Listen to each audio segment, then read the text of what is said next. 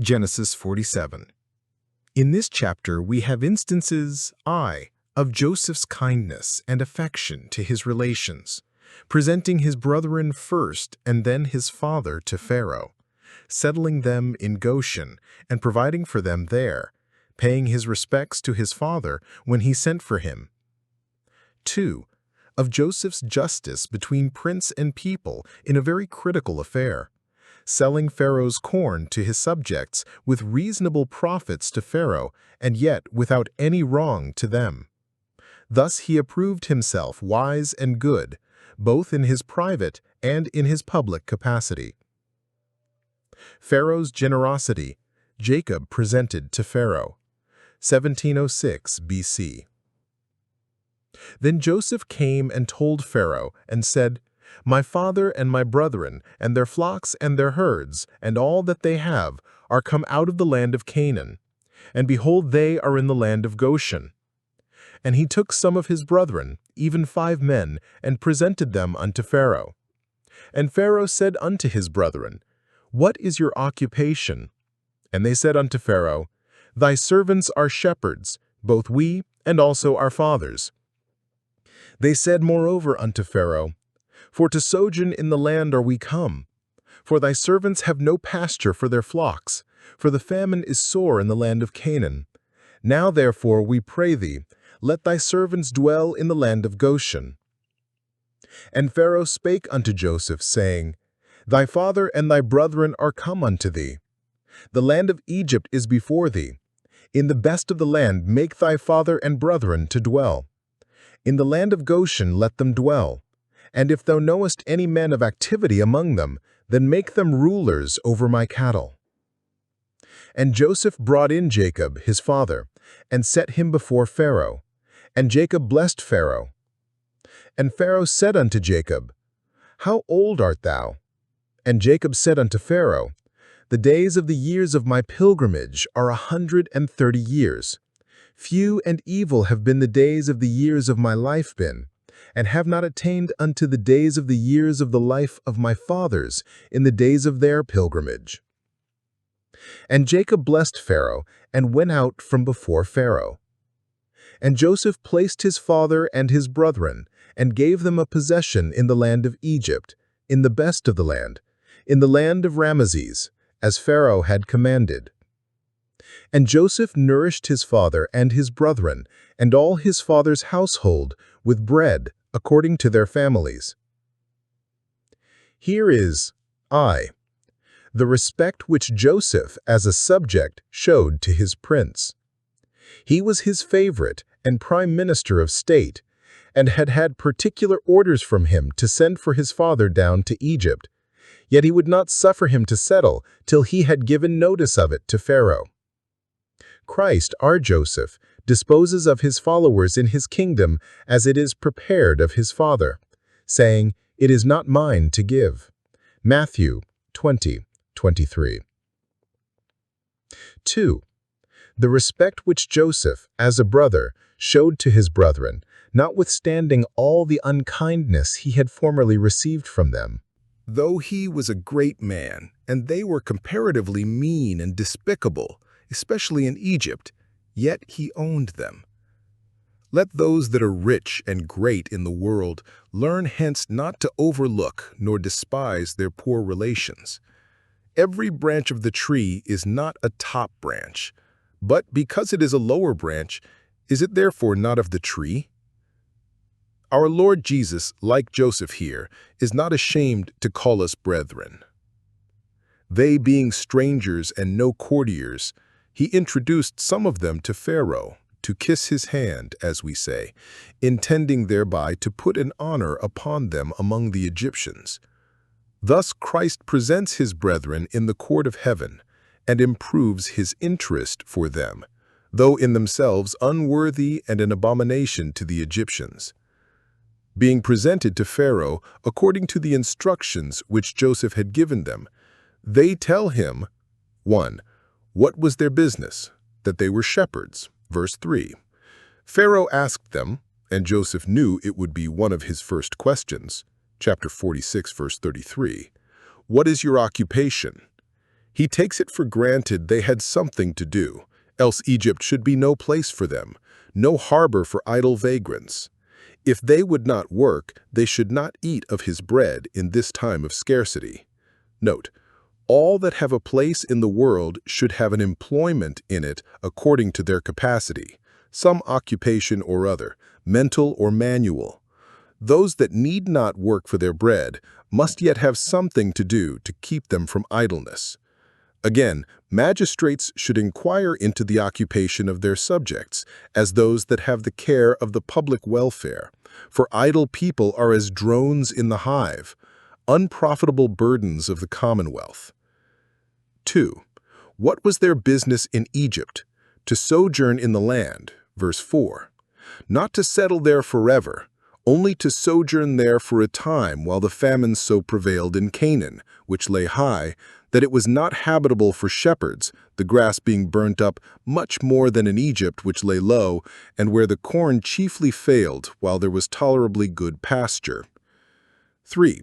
He obtained for them a grant of a settlement in the land of Goshen. Verse 5, 6. This was an instance of Pharaoh's gratitude to Joseph, because he had been such a blessing to him and his kingdom. He would be kind to his relations purely for his sake. He offered them preferment as shepherds over his cattle, provided they were men of activity, for it is the man who is diligent in his business that shall stand before kings. And whatever our profession or employment is, we should aim to be excellent in it and to prove ourselves ingenious and industrious. 3. The respect Joseph, as a son, showed to his father. 1. He presented him to Pharaoh. Verse 7. And here, 1. Pharaoh asks Jacob a common question. How old art thou? Verse 8. A question usually put to old men, for it is natural to us to admire old age and to reverence it. Leviticus 19:32, as it is very unnatural and unbecoming to despise it. Isaiah 3:5. Jacob's countenance, no doubt, showed him to be very old, for he had been a man of labor and sorrow. In Egypt, people were not so long-lived as in Canaan, and therefore Pharaoh looks upon Jacob with wonder. He was as a show in his court. When we are reflecting upon ourselves, this should come into the account. How old are we? 2. Jacob gives Pharaoh an uncommon answer. Verse 9. He speaks as becomes a patriarch, with an air of seriousness for the instruction of Pharaoh. Though our speech be not always of grace, yet it must thus be always with grace. Observe here. 1. He calls his life a pilgrimage, looking upon himself as a stranger in this world, and a traveler towards another world. This earth his inn, not his home. To this the apostle refers, Hebrews 11:13. They confessed that they were strangers and pilgrims. He not only reckoned himself a pilgrim now that he was in Egypt, a strange country in which he never was before, but his life even in the land of his nativity was a pilgrimage, and those who so reckon it can the better bear the inconvenience of banishment from their native soil. They are but pilgrims still, and so they were always. 2. He reckons his life by days, for even so it is soon reckoned, and we are not sure of the continuance of it for a day to an end, but may be turned out of this tabernacle at less than an hour's warning. Let us therefore number our days, Psalm 90:12, and measure them, Psalm 39:4. The character he gives of them is, first, that they were few. Though he had now lived 130 years, they seemed to him but a few days, in comparison with the days of eternity, the eternal God and the eternal state, in which 1,000 years, longer than ever any man lived, are but as one day. Secondly, that they were evil. This is true concerning man in general. He is of few days and full of trouble. Job 14:1. And since his days are evil, it is well they are few. Jacob's life particularly had been made up of evil days, and the pleasantest days of his life were yet before him. Thirdly, that they were short of the days of his fathers, not so many, not so pleasant as their days. Old age came sooner upon him than it had done on some of his ancestors. As the young man should not be proud of his strength or beauty, so the old man should not be proud of his age and the crown of his hoary hairs, though others justly reverence it. For those who are accounted very old attain not to the years of the patriarchs. The hoary head is a crown of glory only when it is found in the way of righteousness. 3. Jacob both addresses himself to Pharaoh and takes leave of him with a blessing. Verse 7. Jacob blessed Pharaoh, and again, verse 10, which was not only an act of civility, he paid him respect and returned him thanks for his kindness, but an act of piety. He prayed for him as one having the authority of a prophet and a patriarch. Though in worldly wealth Pharaoh was the greater, yet in interest with God, Jacob was the greater. He was God's anointed. Psalm 105:15. And a patriarch's blessing was not a thing to be despised, no, not by a potent prince. Darius valued the prayers of the church for himself and for his sons. Ezra 6:10. Pharaoh kindly received Jacob, and whether in the name of a prophet or no, thus he had a prophet's reward, which sufficiently recompensed him not only for his courteous converse with him, but for all the other kindnesses he showed to him and his. 2. He provided well for him and his, placed him in Goshen, verse 11, nourished him and all his with food convenient for them, verse 12. This bespeaks not only Joseph, a good man, who took this tender care of his poor relations, but God, a good God, who raised him up for this purpose and put him into a capacity of doing it, as Esther came to the kingdom for such a time as this.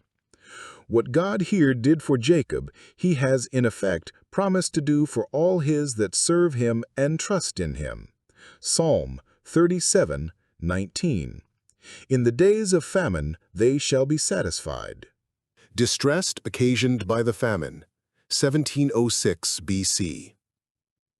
And there was no bread in all the land, for the famine was very sore, so that the land of Egypt and all the land of Canaan fainted by reason of the famine. And Joseph gathered up all the money that was found in the land of Egypt and in the land of Canaan, for the corn which they bought. And Joseph brought the money into Pharaoh's house. And when money failed in the land of Egypt and in the land of Canaan, all the Egyptians came unto Joseph and said, Give us bread, for why should we die in thy presence? For the money faileth. And Joseph said, Give your cattle, and I will give you for your cattle, if money fail. And they brought their cattle unto Joseph, and Joseph gave them bread in exchange for horses, and for the flocks, and for the cattle of the herds, and for the asses, and he fed them with bread for all their cattle for that year. When that year was ended, they came unto him the second year, and said unto him, We will not hide it from my lord, how that our money is spent. My lord also hath our herds of cattle. There is not aught left in the sight of my lord, but our bodies and our lands. Wherefore shall we die before thine eyes, both we and our land? Buy us and our land for bread, and we and our land will be servants unto Pharaoh. And give us seed, that we may live and not die, that the land be not desolate. And Joseph bought all the land of Egypt for Pharaoh, for the Egyptians sold every man his field, because the famine prevailed over them. So the land became Pharaoh's. And as for the people, he removed them to cities from one end of the borders of Egypt, even to the other end thereof. Only the land of the priests bought he not, for the priests had a portion assigned them of Pharaoh, and did eat their portion which Pharaoh gave them. Wherefore they sold not their lands. Then Joseph said unto the people, Behold, I have bought you this day and your land for Pharaoh. Lo, here is seed for you, and ye shall sow the land. And it shall come to pass in the increase, that ye shall give the fifth part unto Pharaoh, and 4 parts shall be your own, for seed of the field, and for your food, and for them of your households, and for food for your little ones. And they said, Thou hast saved our lives. Let us find grace in the sight of my Lord, and we will be Pharaoh's servants. And Joseph made it a law over the land of Egypt unto this day, that Pharaoh should have the 5th part, except the land of the priests only, which became not Pharaoh's. Care being taken of Jacob and his family, the preservation of which was especially designed by providence in Joseph's advancement, an account is now given of the saving of the kingdom of Egypt too from ruin. For God is King of nations as well as King of saints, and provideth food for all flesh. Joseph now returns to the management of that great trust which Pharaoh had lodged in his hand. It would have been pleasing enough to him to have gone and lived with his father and brethren in Goshen, but his employment would not permit it. When he had seen his father, and seen him well settled, he applied himself as closely as ever to the execution of his office. Note, even natural affection must give way to necessary business.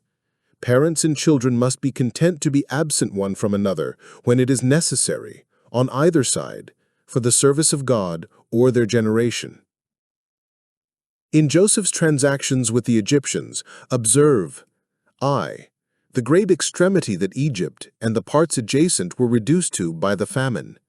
There was no bread, and they fainted, verses 13. They were ready to die, verses 15 and 19. 1.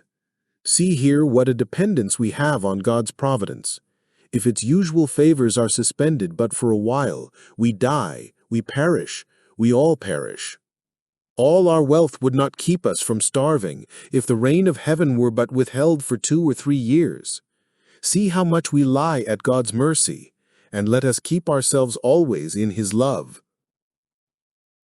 2. See how much we smart by our own improvidence. If all the Egyptians had done for themselves in the 7 years of plenty, as Joseph did for Pharaoh, they had not been now in these straits. But they regarded not the warning they had of the years of famine, concluding that tomorrow shall be as this day, next year as this, and much more abundant. Note, because man knows not his time of gathering when he has it, therefore his misery is great upon him when the spending time comes. Ecclesiastes 8, 6 and 7. 3. See how early God put a difference between the Egyptians and the Israelites, as afterwards in the plagues. Exodus 8, 22, 9, 4, 26, 10, 23. Jacob and his family, though strangers, were plentifully fed on free cost, while the Egyptians were dying for want. See Isaiah 65, 13. My servants shall eat, but you shall be hungry. Happy art thou, O Israel! Whoever wants God's children shall not. Psalm 34, 10. 2. The price they had come up to for their supply in this exigency. 1. They parted with all their money which they had hoarded up. Verse 14. Silver and gold would not feed them, they must have corn. All the money of the kingdom was by this means brought into the exchequer. 2. When the money failed, they parted with all their cattle, those for labor, as the horses and asses, and those for food, as the flocks and the herds. Verse 17. By this it should seem that we may better live upon bread without flesh than upon flesh without bread.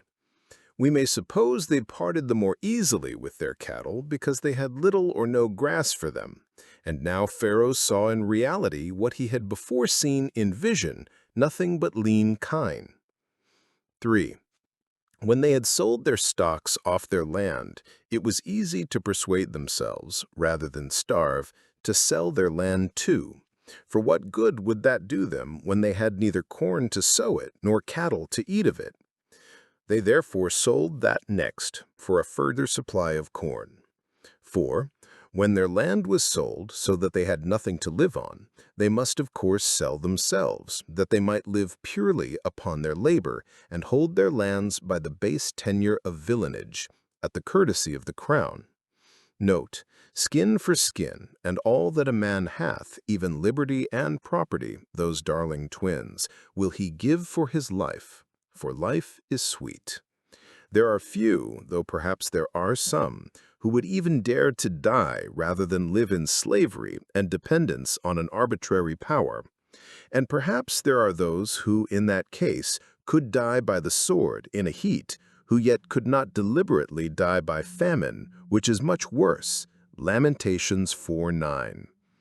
Now it was a great mercy to the Egyptians that in this distress they could have corn at any rate.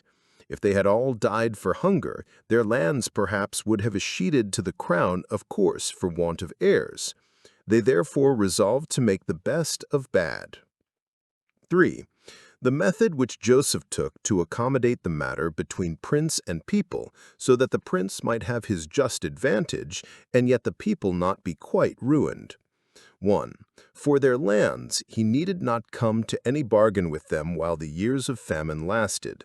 But when these were over, for God will not contend forever, nor will he be always wroth, he came to an agreement, which it seems both sides were pleased with, that the people should occupy and enjoy the lands as he thought fit to assign them, and should have seed to sow them with out of the king's stores, for their own proper use and behoof, yielding and paying only a fifth part of the yearly profits as a chief rent to the crown. This became a standing law. Verse 26. And it was a very good bargain to have food for their lands when otherwise they and theirs must have starved, and then to have their lands again upon such easy terms. Note, those in public trusts are worthy of double honor, both for wisdom and integrity that keep the balance even between prince and people, so that liberty and property may not entrench upon prerogative, nor the prerogative bear hard upon liberty and property. In the multitude of such counselors there is safety. If afterwards the Egyptians thought it hard to pay so great a duty to the king out of their lands, they must remember not only how just, but how kind the first imposing of it was. They might thankfully pay a fifth where all was due. It is observable how faithful Joseph was to him that appointed him. He did not put the money into his own pocket, nor entail the lands upon his own family, but converted both entirely to Pharaoh's use, and therefore we do not find that his posterity went out of Egypt any richer than the rest of their poor brethren. Those in public trusts, if they raise great estates, must take heed that it be not at the expense of a good conscience, which is much more valuable. 2. For their persons he removed them to cities, verse 21. He transplanted them to show Pharaoh's sovereign power over them, and that they might in time forget their titles to their lands, and be the more easily reconciled to their new condition of servitude. The Jewish writers say he removed them thus from their former habitations because they reproached his brethren as strangers. To silence which reproach they were all made, in effect, strangers. See what a little time may make with a people, and how soon God can empty those from vessel to vessel who had settled upon their lees. How hard soever this seems to have been upon them, they themselves were at this time sensible of it, as a very great kindness, and were thankful they were not worse used. Thou hast saved our lives, verse 25. Note, there is good reason that the Savior of our lives should be the master of our lives. Thou hast saved us, do what thou wilt with us. 4. The reservation he made in favor of the priests. They were maintained on free cost, so that they needed not to sell their lands, verse 22. All people will thus walk in the name of their God. They will be kind to those that attend the public service of their God, and that minister to them in holy things. And we should, in like manner, honor our God by esteeming his ministers highly in love for their work's sake. Jacob's charge concerning his burial, 1706 BC. And Israel dwelt in the land of Egypt, in the country of Goshen, and they had possessions therein, and grew and multiplied exceedingly. And Jacob lived in the land of Egypt 17 years. So the whole age of Jacob was 147 years. And the time drew nigh that Israel must die. And he called his son Joseph, and said unto him, If now I have found grace in thy sight, put, I pray thee, thy hand under my thigh, and deal kindly and truly with me. Bury me not, I pray thee, in Egypt. But I will lie with my fathers, and thou shalt carry me out of Egypt, and bury me in their burying place. And he said, I will do as thou hast said. And he said, Swear unto me. And he sware unto him, and Israel bowed himself upon the bed's head. Observe. 1. The comfort Jacob lived in. Verse 27-28. While the Egyptians were impoverished in their own land, Jacob was replenished in a strange land. He lived 17 years after he came into Egypt, far beyond his own expectation. 17 years he had nourished Joseph, for so old he was when he was sold from him, chapter 37:2, and now by way of requital, 17 years Joseph nourished him. Observe how kindly Providence ordered Jacob's affairs, that when he was old and least able to bear care or fatigue, he had least occasion for it, being well provided for by his son, without his own forecast. Thus, God considers the frame of his people. 2. The care Jacob died in. At last, the time drew nigh that Israel must die. Verse 29. Israel, a prince with God, that had power over the angel and prevailed, yet must yield to death. There is no remedy. He must die. It is appointed for all men, therefore for him, and there is no discharge in that war. Joseph supplied him with bread that he might not die by famine, but this did not secure him from dying by age or sickness. He died by degrees. His candle was not blown out, but gradually burnt down to the socket, so that he saw at some distance the time drawing nigh. Note, it is an improvable advantage to see the approach of death before we feel its arrests, that we may be quickened to do what our hand finds to do with all our might. However, it is not far from any of us. Now Jacob's care, as he saw the day approaching, was about his burial, not the pomp of it. He was no way solicitous about that, but the place of it. 1. He would be buried in Canaan. This he resolved on, not from mere humor, because Canaan was the land of his nativity, but in faith, because it was the land of promise, which he desired thus, as it were, to keep possession of it till the time should come when his posterity should be masters of it, and because it was a type of heaven, that better country, which he that said these things declared plainly that he was in expectation of, Hebrews 11:14, he aimed at a good land, which would be his rest and bliss on the other side death. 2. He had Joseph sworn to bring him thither to be buried, verse 29-31, that Joseph, being under such a solemn obligation to do it, might have that to answer to the objections which otherwise might have been made against it, and for the greater satisfaction of Jacob now in his dying minutes. Nothing will better help to make a deathbed easy than the certain prospect of a rest in Canaan after death. 3. When this was done, Israel bowed himself upon the bed's head, yielding himself, as it were, to the stroke of death. Now let it come, and it shall be welcome.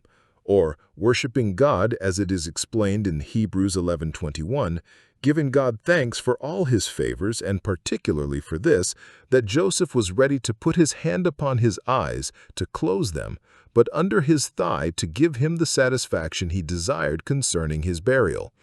Thus, those that go down to the dust should with humble thanksgiving bow before God, the God of their mercies. Psalm 22:29.